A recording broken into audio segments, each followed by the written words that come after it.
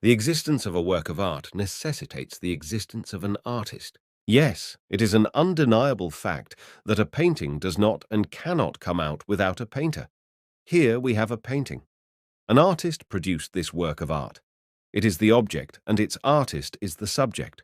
The painter can exist without the object, but a painting cannot exist without its painter, the subject. In other words, the object that is the work of art needs the subject to exist. We see several butterflies portrayed on the canvas. They are inanimate. They look like flying above the flowers on the horizon. The flowers and the butterflies are lifeless here in this painting. These butterflies do not breathe, nor do they move. But we know that there must still be someone with the knowledge to do the painting, the will to choose which colors to use, and the power to hold the brush and canvas. An acquaintance of mine is a painter.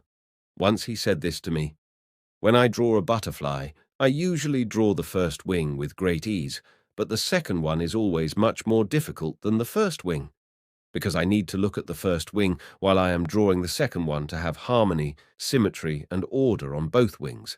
Therefore, I need to draw the picture carefully and not forget what I already drew on the first wing to make the second one look the same. I must not confuse anything during all this process." So, even for a painting of a simple, lifeless butterfly, an artistic maker is needed. Let us now contemplate a real butterfly. A real butterfly, unlike the one in the painting, flies and breathes.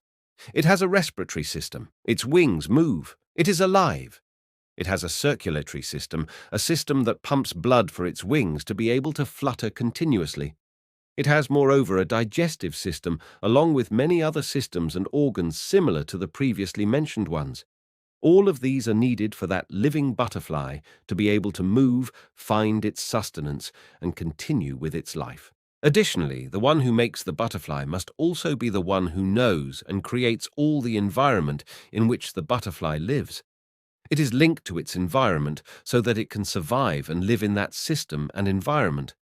One who does not know the relationship and relevance between the butterfly and the sun and the gravity and aerodynamics can neither be the owner nor the creator of that butterfly. One who does not possess the attributes like knowledge, will, power, and life to make everything around it serve the life of that butterfly cannot give any kind of life to that butterfly, let alone make it continue with that life. What is more, the interior parts of the butterfly are tenfold more artful than its exterior. The art is not only seen on the outer side of the butterfly, but also the inside. If we examine the cells of the butterfly, we see that its inner side is tenfold more artful than its outer side. It is much more enhanced and perfect.